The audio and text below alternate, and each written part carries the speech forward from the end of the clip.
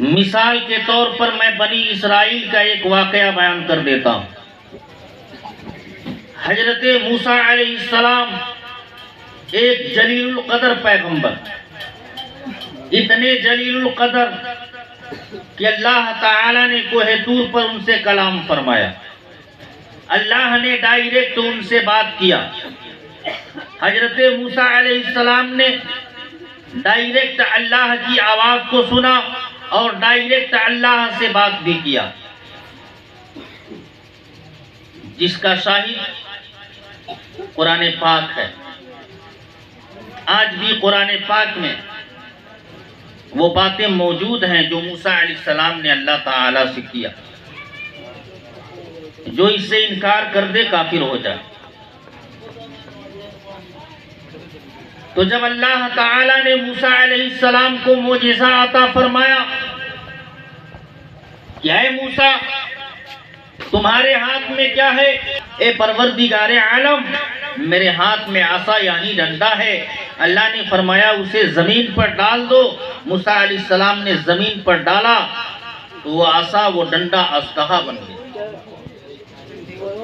پھر اللہ تعالی نے ید بیضا عطا فرمایا، یعنی چمکتا ہوا ہاتھ، روشن ہاتھ۔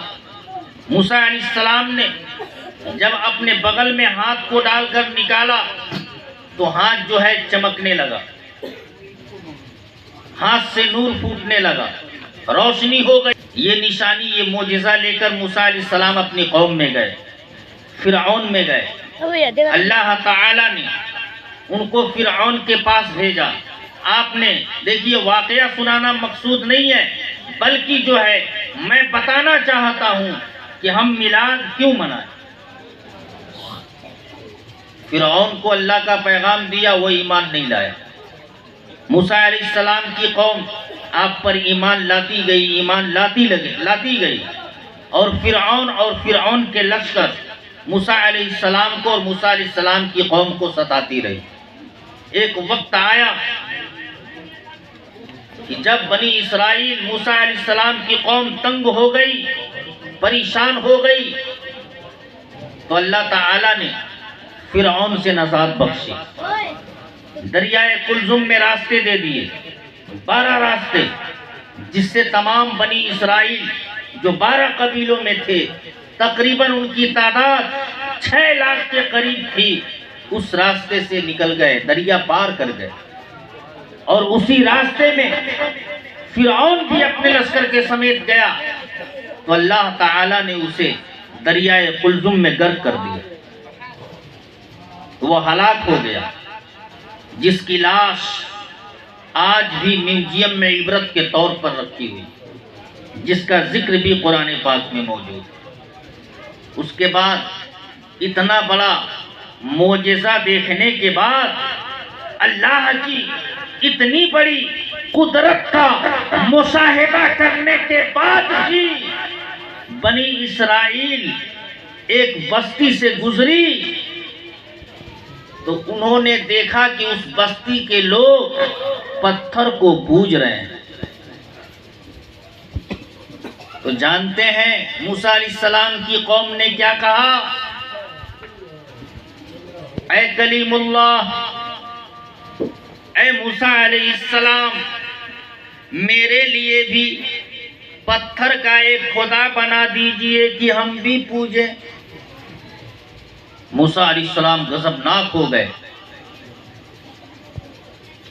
اور اپنی قوم کو بہت ڈانٹا، کہا کہ ارے نادانو، تم نے خدا کا مشاہدہ کیا ہے، دریا میں خدا نے فرعون سے نجات بخشی اور تم ایک پتھر کا معبود مانگتے۔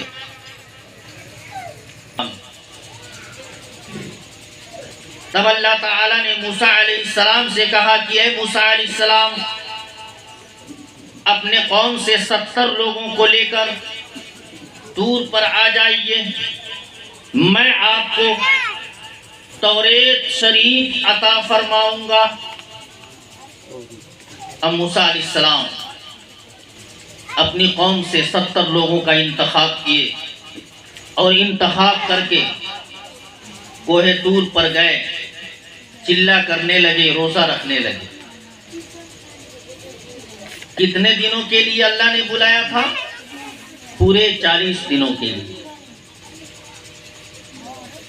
اب بتائیے کہ موسیٰ علیہ السلام جب 70 لوگوں کو لے کے جا رہے تھے تو آپ کے بھائی حضرت ہارون علیہ السلام بھی اللہ کے نبی، جو موسیٰ علیہ السلام سے 1 سال بڑے، ہارون علیہ السلام کو موسیٰ علیہ السلام نے اپنا جانشین مقرر کیا اور کہا کہ میرے بھائی ہارون، میں تو کوہ طور پر جا رہا ہوں توریت شریف لانے کے لیے، اب اس قوم کے نگہبان تم ہی ہو، اس قوم کو گمراہ ہونے سے بچانا، اس قوم کو بھٹکنے سے بچانا۔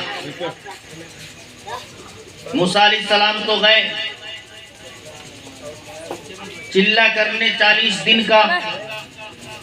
ادھر بنی اسرائیل میں کیا ہوا؟ وہ سامری، اس نے جو ہے تمام لوگوں کے زیورات کو لے کر اور اسے گلایا، اور گلانے کے بعد سونے کا ایک بچڑا بنا دیا، گائے کا بچڑا، اور اس کے اندر اس نے ایک مٹی ڈالی۔ جانتے ہیں وہ مٹی کون سی مٹی تھی؟